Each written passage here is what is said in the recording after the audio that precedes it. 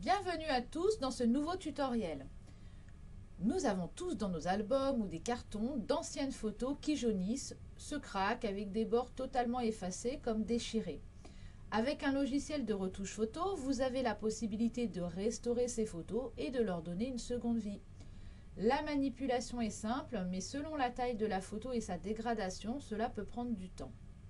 Comme on va travailler minutieusement, on va zoomer sur l'image afin de travailler zone par zone. Pour ça, on va cliquer sur la loupe en bas à gauche, puis vérifier en haut que le plus est bien sélectionné. Donc il est encadré.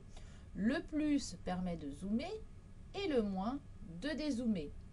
Il suffit maintenant de cliquer sur la photo pour avoir un point de vue rapproché. Donc on voit bien ma petite loupe avec le plus. Donc il me suffit de cliquer. Pour vous déplacer sur une zone de la photo, on va utiliser l'outil main. Donc on va sélectionner ici la main en bas à gauche, se placer sur la photo. On voit bien que le curseur s'est transformé en main. On clique, on maintient enfoncé et on peut déplacer son image. Je vais commencer par le bord haut gauche.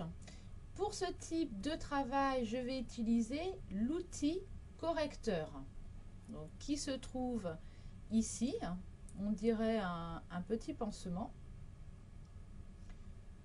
Cet outil duplique en fait la matière tout en s'adaptant à la teinte et la luminosité.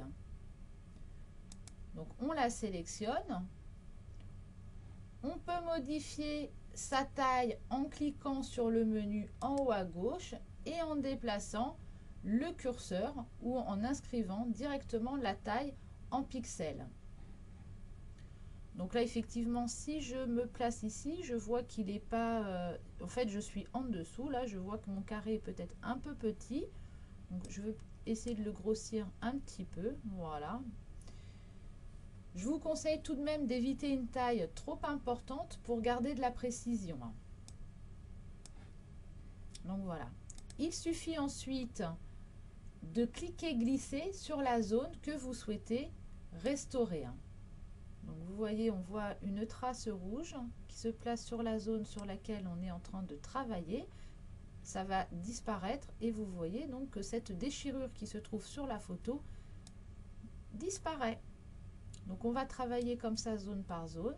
Donc pourquoi en fait il ne faut pas être un peu trop grand? Parce qu'en fait après ça va prendre les zones d'à côté qui n'ont pas besoin d'être restaurées. Ça va dupliquer des zones où on n'a pas besoin. Ça ne va pas être très joli. Donc on continue comme ça à travailler zone par zone. Vous pouvez dézoomer pour voir le résultat. Donc dans ces cas-là, on va cliquer sur la loupe et cliquer sur le moins pour le sélectionner et cliquer sur la photo pour dézoomer. Voilà, et vous voyez en haut que mon bord gauche est restauré. Et il faut faire comme ça toute la photo. Donc comme vous le constatez, ce n'est pas difficile, mais ça demande juste un peu de patience pour restaurer l'intégralité d'une photo. Attention aux zones qui touchent les visages. Une rayure qui traverse le front jusqu'à l'œil, par exemple. Ne faites pas cette rayure en une seule fois, mais commencez par exemple par le front, et puis ensuite l'œil en zoomant et en modifiant la taille du correcteur. Sinon, vous risquez de dupliquer la teinte par exemple du front sur le fond de l'œil. Ça va faire un petit peu bizarre. Cette vidéo se termine. On se retrouve prochainement dans une nouvelle vidéo où je vous montrerai plusieurs méthodes pour détourer un élément. À bientôt!